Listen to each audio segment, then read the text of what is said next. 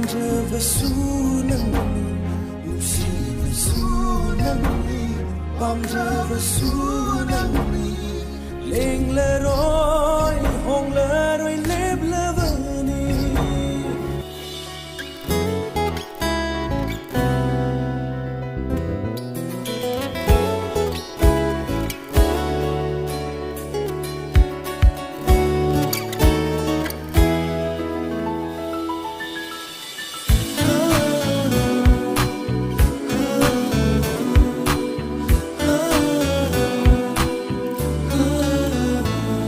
amamba ahing leirambana thaja masu nganjavani nongdolatia leirambana leichil masu paijavani poklambana taibandanang poklakpani aisu taibangsida nangaiga thenganava male mase semlambani male mase semlambani malem the lady sok hello oh malem the lady awai pan mamatana sok hello nangi hachanda malem the lady awai pan mamatana sok hello nangi hachanda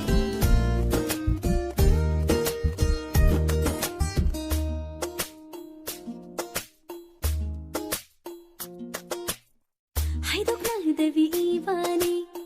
tamthoknadavi kannada nangi aigi warisina lona chikna thamshi taragashu nungairoi khanglagashu fajaroi thamuyanava marini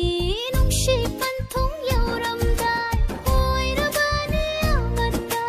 yanabagi nungaiga sahi kaya thamkuina saunara sunong phado kaina gumsi nungairi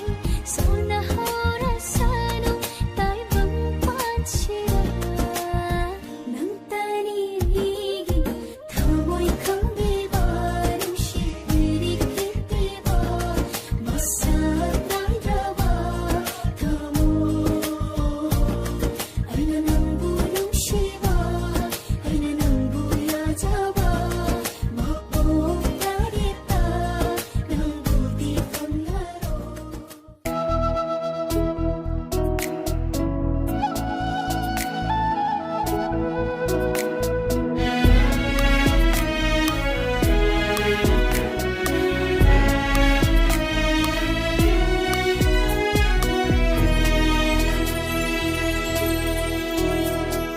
minungshi leitrava taibang mioibani mihauwana koplava taibang thawaini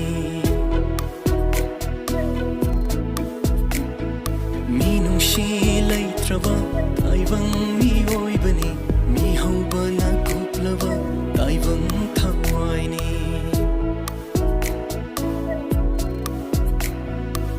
chekshina thango nangi khom thangdo kalakpa yami kanjauba yami chekshina thango nangi khom thangdo kalakpa yami kanjauba yami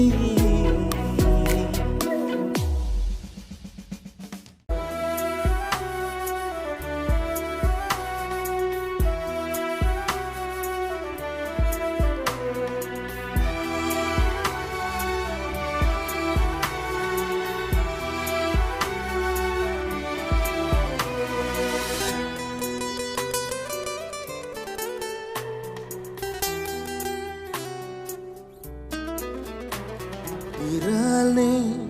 nangbu nungsiruba mai chakse fangani khana nungsirure kainani kidana sina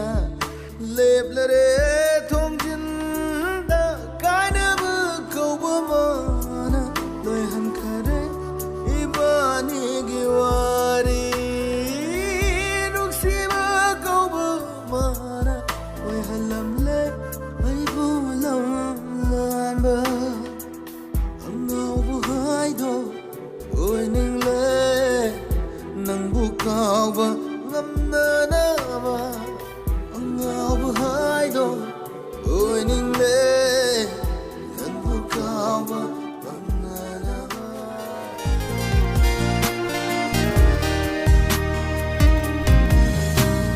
Lahina chola balairang kudinda lamdan bakoy mo ondo na lay krabara lay ka fan na sadli bilairang ni